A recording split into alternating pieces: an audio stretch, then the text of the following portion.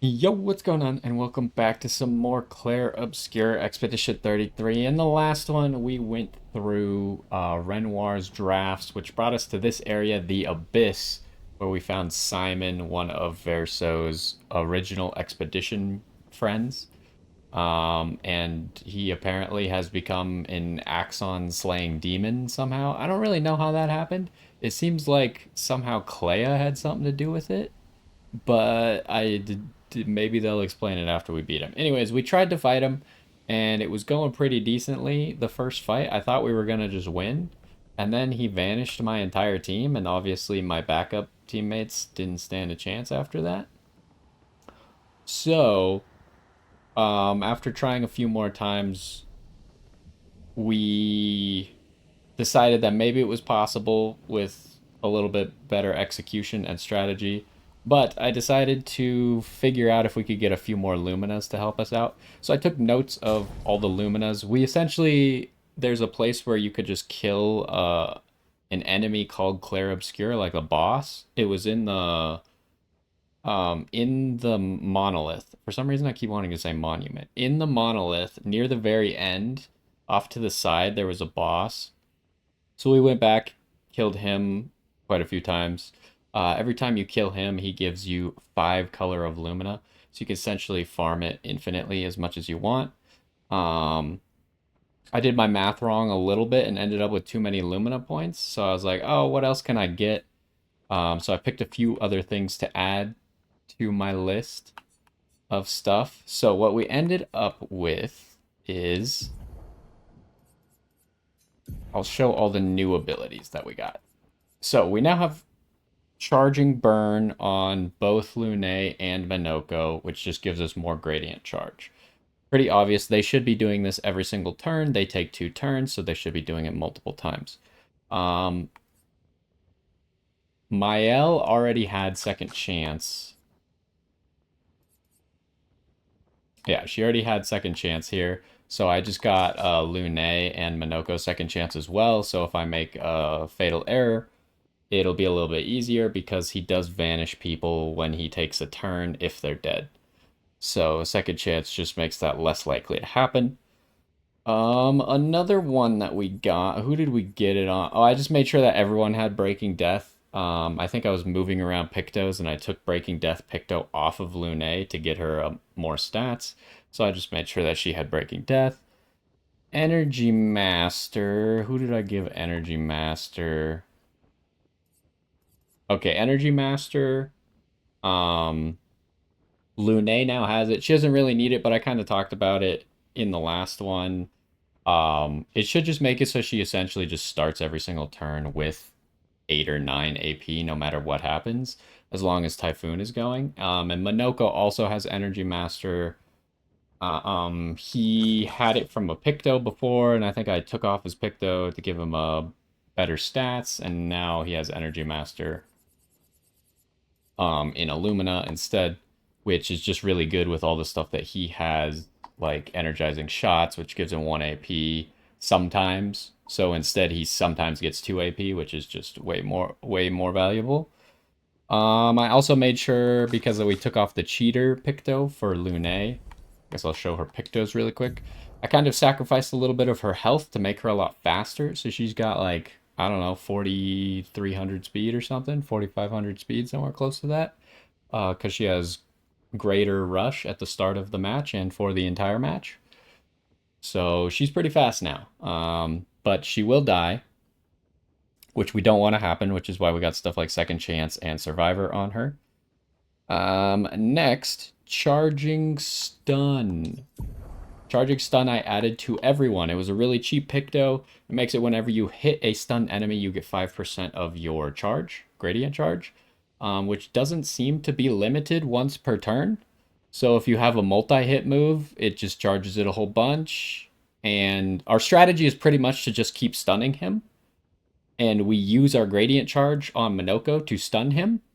And then we should just be able to earn a bunch of gradient charge while he's stunned to then get ready for another stun. That's the plan. Minoko's also a little bit faster now, so hopefully there's not an instance where this guy gets to take 2 turns before Minoko takes 1. That was happening a few times last time.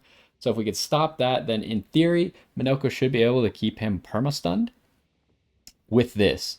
And this hopefully will also work on free aim shots. I don't see why it wouldn't.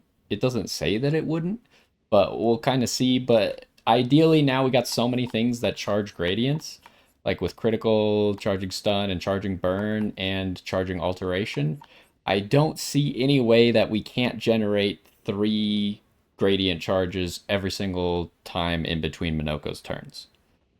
And plus, Minoko can also use his first turn to generate it himself, assuming that the shooting works. But we already know that the crit works and the burn works, so he can at least get a little bit per turn. So what's the next one? Oh yeah, Minoko got some new stuff, just really cheap things that I thought would be really good for him. So we added in here exposing break. So I was kind of running into the trap where I kept trying to apply defenseless to him, and it was messing up my wheel, like making it so I couldn't get to Almighty Mask again. So instead, I made it so whenever he breaks, because he's the guy always breaking, right? If someone on my team dies, it applies a full break bar to him, and then Minoko just shoots him to break him. And Minoko's also going to be breaking him with his 3 gradient attack. So this is just going to make it so he applies defenseless. And then I also added in, I've wanted this for a while, but I kept forgetting about it, greater defenseless. So that'll just synergize with that, making it greater defenseless. So we have more damage that we're doing when he is defenseless, and he should hopefully just be permanently defenseless now. And then we also went with fueling break. I kind of thought this would be interesting because Minoko's doing all the breaking, and we kind of build up pretty good burn numbers on him. So I was like, sure, if Minoko breaks him, just double his burn. Why not? That sounds pretty good, right? So we spent 5 points on that. And then I gave everybody healing share. I was kind of talking about maybe Clea's life would be a good thing to have because everyone seems to be taking 2 turns in a row, so they could just heal to 100% every single turn. But Clea's life was kind of expensive, and it would have taken me like half an hour of farming to get it on everyone. So I decided to just give everyone healing share. So every time someone receives healing, they also get 15% of that healing. I don't really know how that, because all healing is percent healing. So I don't really know how it works, but it just means that everyone's going to get a little bit more health, right? So hopefully we'll be closer to full health because we're also using full strength on everybody. So we ideally want to be full health as much as possible. And then finally, on my L, another cheap thing that could just give us more damage. We got... where is it? Stun boost. I was going to get stun boost on everyone, but I ran out of Color of Luminous. It just makes it so when an enemy is stunned, we do 30% more damage. Mael's the major damage dealer, so I thought this was the right move to put it on her instead of anyone else. And hopefully, if our plan works as I have written it out, then he should almost permanently be stunned. So anyways, that's what I did. It took a little bit of farming. We probably could have beat him without it, but again, it seems like we had 2 options. Either figure out a way to, like, first we kind of got to learn exactly when he vanishes everyone. It seems to be when he reaches about 1/3 health is when he does it, and then he turns like Super Saiyan mode anyways. So I feel like if he does that, you're probably doomed anyways. But assuming that you can still win after he does that, you would need your backup squad to be strong enough to deal with him, which I just have not invested in Verso or CL at all. And I was like, I don't want to go through all that. So we went. The other strategy seems to be kill him before he does it. Now there's 2 ideas, and I don't know. I assume if you just one-shot him before he, like, just boom, eviscerate his health bar, then he won't do it. I don't know if we keep breaking him, if that will stop him from doing it or not. It should, but I'm worried that he might have, like, a breakout of stun mechanic and still do it. So I'm not sure. Hopefully him just being constantly stunned will make it so he can't do it, but they could have given him like a failsafe to negate that. We'll find out. Now I haven't played today yet, so we're going to be warming up with this guy. He's pretty tough, and I haven't been very good at blocking his stuff before. But essentially, we got to get better at him anyways if we're going to reliably beat him. But we should have a lot more tools to make it happen now. The eternity of ice. Energized. Better.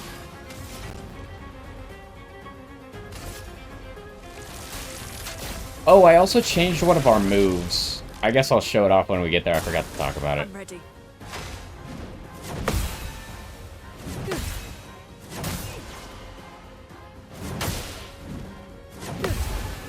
I maybe should have just let him hit me so he breaks my shield.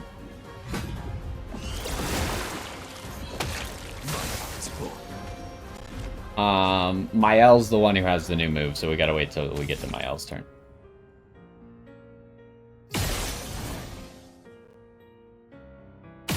What am I doing with your turn? I'm probably just taking 2 turns. Building up as much gradient as possible. Unfortunately, first turn we can't really do anything. As far as breaking him goes, it's very unlikely unless someone dies. But I don't really want to let someone die turn 1. Although, I think maybe the once per battle things reset when he goes to phase 2. So maybe it would have been smart to just let someone die. But either way, I don't expect to lose on phase 1. We're more probably going to make use of letting someone die in phase 2, which probably is going to happen unintentionally.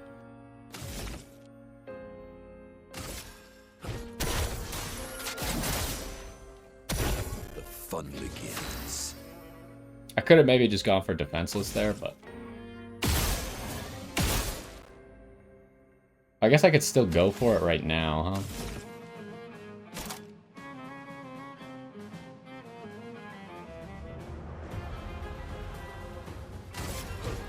Because we don't really care about our wheel position on phase 1, I think. Time to hit big. Okay, so now we can talk about what's different about Mael. I just changed her top right ability. It used to be the one that generates gradient charge, but I wasn't really using it because it's an AoE move. So I changed it to Momentum Strike, which hopefully I was thinking maybe we could use to try and one-shot him from high HP amounts. But he kind of has to be marked for it to work, and in this case we didn't get like a stay marked to actually stick to him. So it's probably not the right play right now. But you can see that we did get to 3 gradient charges before Mael's turn now. So there is potential for us to do like some Gomage shenanigans, but I think we're probably just saving it for Minoko. Did we hit 3 gradient charges before Minoko used Hexka Crush? Probably not, but if we did, I definitely should have just broken him instead. Oh, I missed the input because it seemed slower than it should have been. Overflowing with energy. So is the healing share doing anything? It doesn't really look like it, not gonna lie. It's probably giving such small amounts of health that it's not relevant.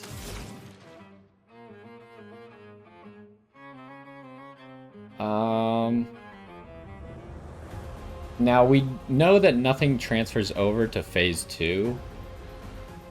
So we don't need to like keep Typhoon going or anything.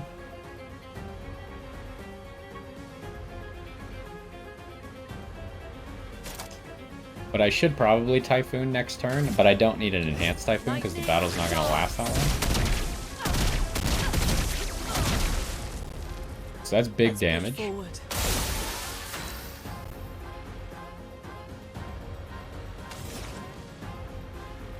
I think I just Typhoon here and hope no one dies. He's got to steal all my shields. It is what it is. If someone dies, I guess it doesn't even matter.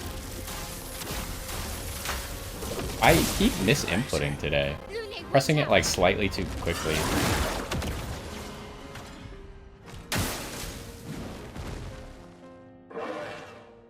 Okay. Wait, she actually... Oh, I guess she already procced Survivor. She comes back though, right? Yeah. Back. So we lose like Typhoon, but you could see here because of all the extra AP and stuff that we generate, even when she does die and Typhoon goes away, we have 9 AP, which is kind of like the problem I was running into. Sometimes if she died, everything would go wrong. Now, she doesn't get a second turn from Cheater because she's playing immediately off the revive.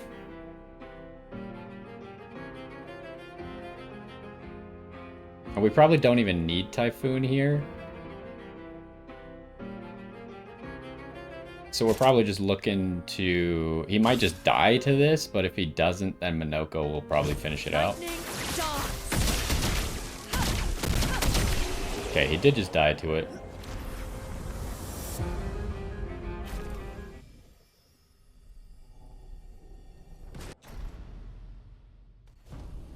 So we've seen all this stuff. If you want to see the cutscenes and stuff, you should go back to the last one.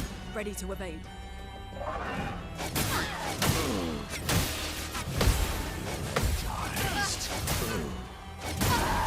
Feel energized. I didn't realize that last one was an attack. I'm back. Okay, so that's like the worst case scenario. We used all of our second chances immediately, huh? But now we're guaranteed to get a break. And it's actually kind of bad that Lune died there. Sometimes he does a single target attack at the start of the fight. Sometimes he does the AoE one. But the fact that Lune died means she doesn't get a second turn here, which is a little bit obnoxious.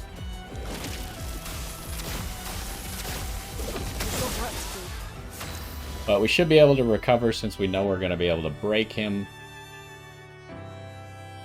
Mael's going to end up is stanceless right now, so we're really just trying to build Gradient Charge.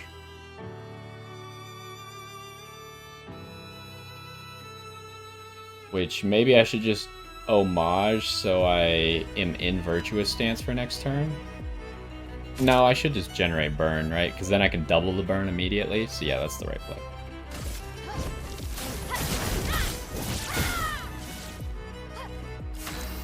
Oh, because we weren't in Virtuous, we didn't actually generate that much burn. We're still going to double it, though.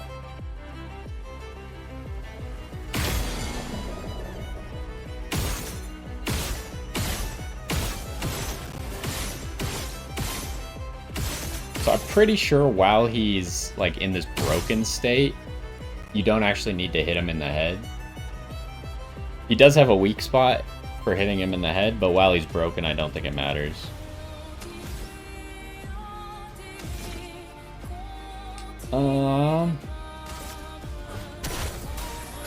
Like we're just taking another turn here. So he is defenseless, he is slowed. And after his turn, we should have 3 Gradient Charges again, so...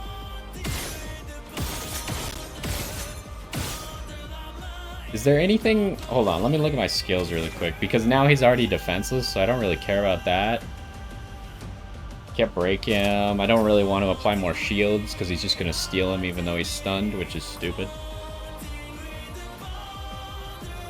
I guess we could apply Powerless to him. Yeah, for 2 AP, I might as well just apply Powerless to him at the end of my turn. Well, first we just rapidly shoot until we actually run out of AP, which who knows when that'll happen. Okay, we ran out of AP.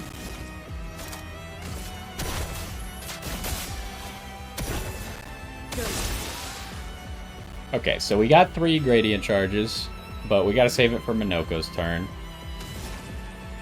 So now we kind of want... We gotta keep track of our Typhoon turns. I think that's the worst thing about these long fights, is keeping track of Typhoon turns. Because the game does not do it for you. So we currently are on 1 Typhoon turn.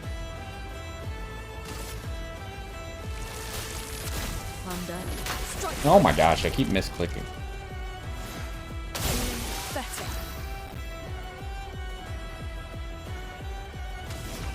So we don't need to Typhoon this turn. So I think we're just Lightning Dancing to get a whole bunch of burns on him and do some damage and stuff. See, this would be a nice time for Lune to also have stun boost. Lightning dance.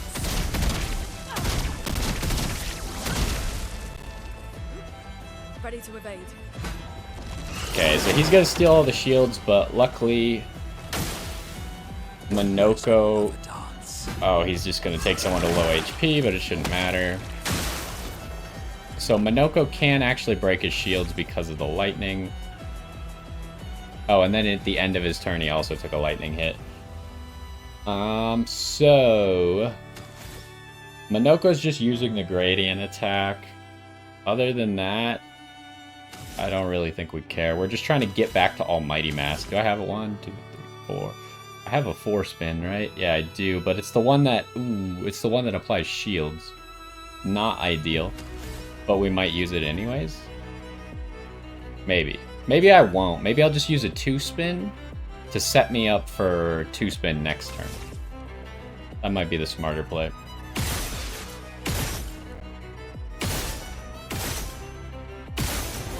Oh, okay, we just went to full AP. Cool stuff.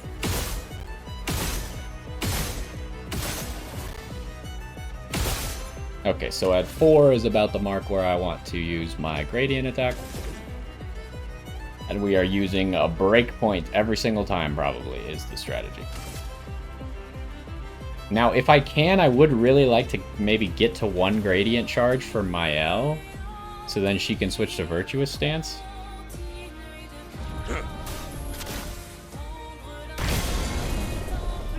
So it was big damage, double his burn.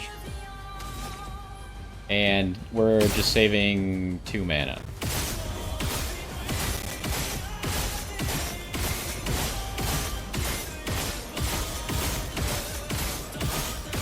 Okay, we actually got the 2 mana. Alright, and then we're just spinning 2.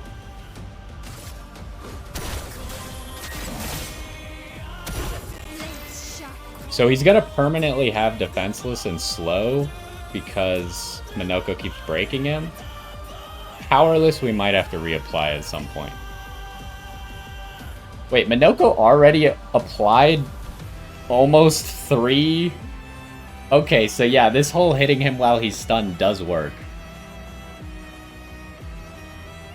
And it actually almost gave us 3 gradient charges on his own, which means that Mael can definitely do it. She actually got it right away to 3. I can use another one for free here. I'm thinking, can I just go Maj then? I might be able to just go Maj right now. Should I really like put this build to the test? See if I could go Maj and then build up 3 more gradient charges for Minoko? Because Minoko could... Ah, but he's not going to be stunned on Minoko's turn. That's a problem, actually.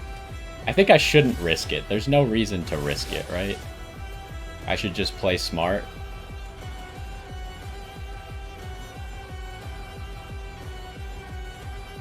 It's really tempting, though. Because, like, what move am I going to use?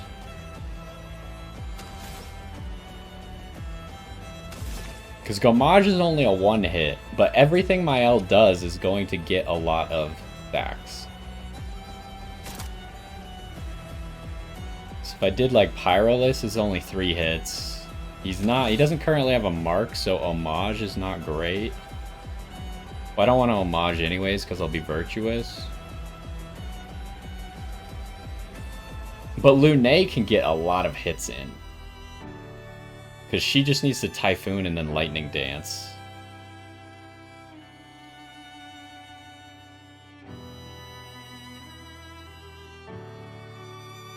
I think it's the dumb play, but I think it'd be really funny if it does work, so I'm going to try it. If it doesn't work, then I guess we'll have to restart and try again. That's not the button I want. Does Gomage do anything else? Well, it kills weaker targets. Okay, well that doesn't help me.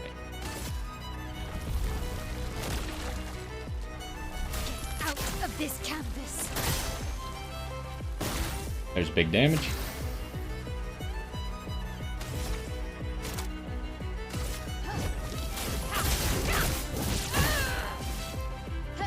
Let us stay there. I potentially should have just, yeah, we're already at 2 gradient charges. I should have just used Burning Canvas instead, because we already had so much burn on him.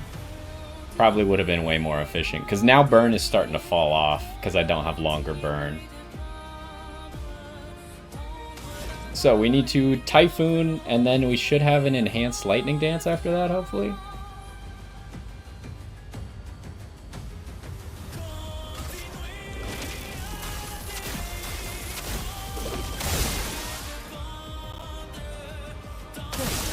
Okay, and we're already at 3 charges again. So we can, as long as 2 people are hitting him while he's stunned, we can very easily just pop 3 gradient charges on him. And even if we couldn't, Lightning Dance would have probably done it by itself.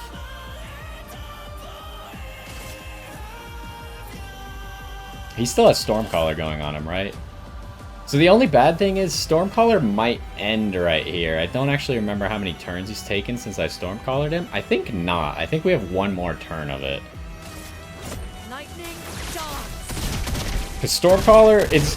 You gotta keep track of his turns and my turns. Typhoon is my turns. Stormcaller is his turns. Some mayhem. Okay, so he's no longer stunned, but we have 3 gradient charges, so it doesn't matter. He still has the Lightning Caller, or Stormcaller.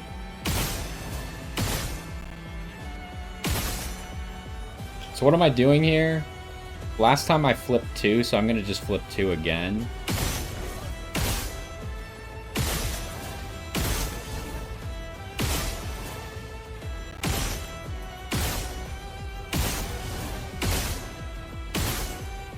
Okay, the question is, do I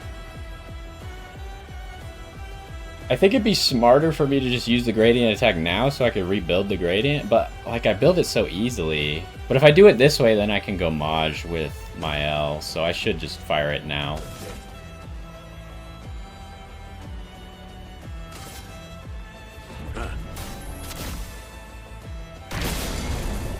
Okay, so he's broken again. He has 509 burn on him.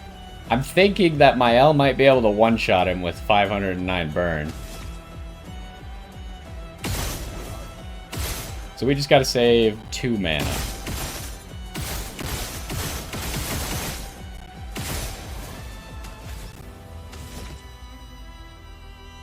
I could potentially, if I don't care about the Almighty Mask, I could maybe Powerless him, which would mess up my Almighty Mask play.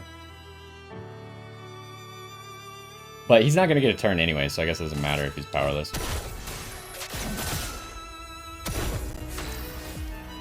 Alright, so now Mael is going to go Maj and then Burning Canvas, and he should be dead.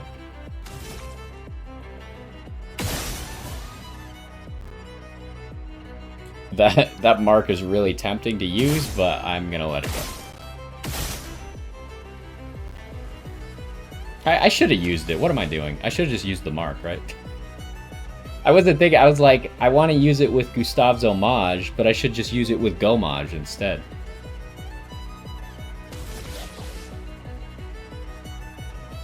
So, we are going to Gomage, which shouldn't kill. Big damage. And now we are using Burning Canvas, which is 5, so we just need 5 mana.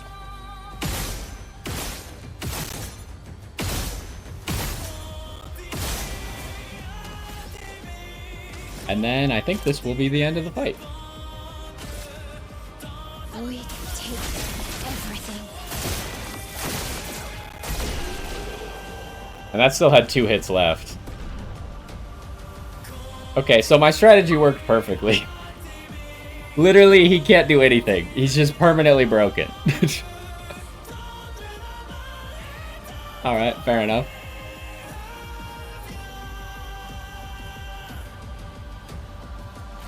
I'm surprised he didn't give us any loot.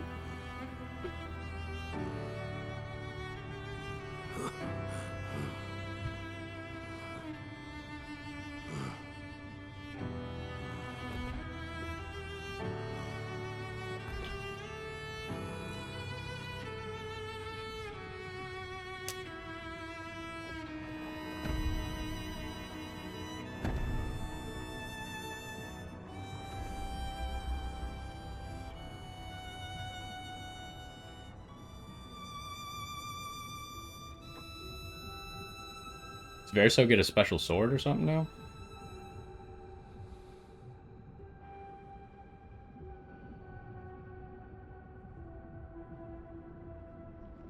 So do we get to know why this guy's important to Clair? Or maybe he's just important to the painted Clair? It wasn't really clear which Clair. Or why.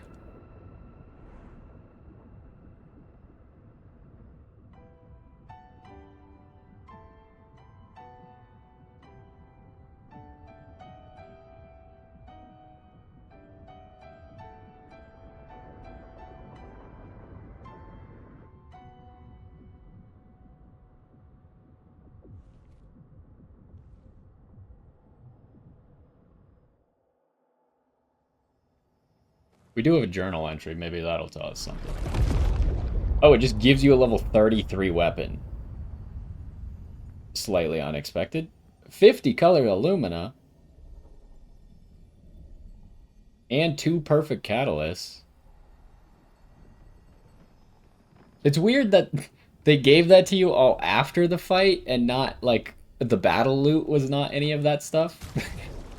It could have been in the battle loot screen. Alright, let's check out what this sword is. I assume it's for Verso. I don't see why it would be for anyone else. Where is it? There it is. Samoso. An ethereal sword deals light damage on any damage dealt with skills. Okay, so it just does kind of like what his passive thing was, where it does like a follow-up damage.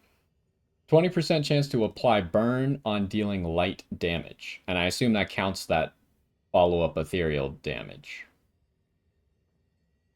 So you can get a lot of burns with this thing. Now, the other sword that we have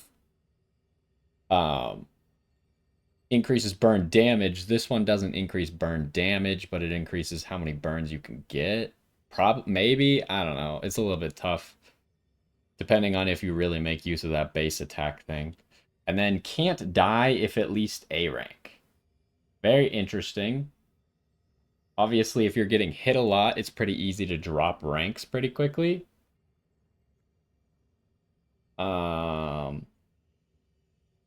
But if you're just getting hit by like a one-hit, one-shot thing, then I don't know what it means by can't die. Because it doesn't say like survive with 1 HP. I assume it's survive with 1 HP, but can't die could also mean just like, oh, I don't take any damage while I'm A rank, sorry. But I think he needs to lose ranks, he has to take damage, right? It's not taking hits, it's taking damage or something. Maybe? I don't remember, because I haven't used Verso that much.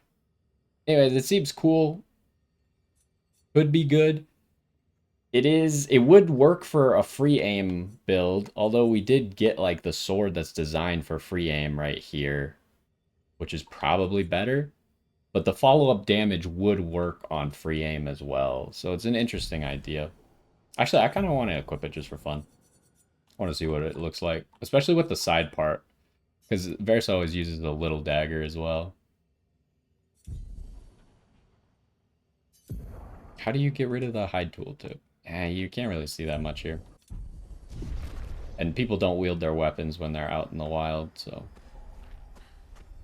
Anyways, let's talk to this journal, shall we? Simon. More and more of my mind is fading away. I must put my words down on paper before I lose myself entirely. My beautiful Clair. What did she do to you? That paintress. She fooled me. She looked so much like you, and I believed her story. She granted me the power to fell the axons and enter the monolith. I realized too late that she had warped my mind. That she had in fact taken you away. Locked you somewhere I could never reach. And set me on a path to destroy your future. But then I met Aline, who showed me that I could save you. With her help, I descended to the bottom of the monolith, where Aline had sealed him away. The one who brings the Gamache. The one who threatens our very existence. But his powers are strong, and I'm finding it harder and harder to fight his influence over my mind. My mind is breaking. My final thoughts are only a few. I despair. But one day, our suffering will end, and we will find our way back to each other. In this life, or another. Okay, so we don't get to know why Clair is important to him. Obviously, he is talking about the painted Clair, like the Clair that exists in this world. And the Clair, the one that he calls the Paintress, is not the Paintress, which is Aline, because Aline was helping him. The one that he's calling the Paintress is the Clair from the real world, who fooled him because she looks like Clair because she is Clair. So obviously she looks like Clair as well. And since we already fought Clair, we know that Clair painted over and trapped the Clair in this world. And then we beat her earlier and she, like, exploded to save herself from this world. So that's pretty much all I could get from that. And then obviously, I guess the curator was the guy who was sealed away down here, who was causing the gommage. And I don't know, because we technically gommaged the curator. Well, I don't know. I don't know why the curator wasn't here anymore, because for some reason the curator, like, escaped to help Mael. I don't really know how he did that. Ooh, there's something to interact with. The remains of Simon's chroma. You wish to fight Simon again? Not really. But that's cool. So you could fight him again. You could probably, like, up the difficulty or something, and because he seems to be the biggest challenge in the game. I doubt there's going to be anything else around here, but part of me wants to, like, fly off into the darkness here. Have we stopped moving yet? No, we're still moving. Okay, we hit an invisible wall. Yeah, I don't think there's going to be anything. So, I guess that finishes up Renoir's drafts, which was kind of the last zone that I wanted to do. And we defeated what I understand to be the hardest boss in the game, Simon. Obviously, we could have upped the difficulty, maybe made it a little bit tougher.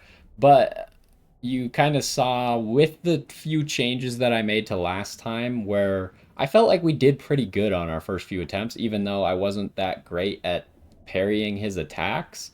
I feel like our build is just so powerful that we almost just straight up overpowered him. And we got really unlucky. Last time, it was really just that Minoko's turn.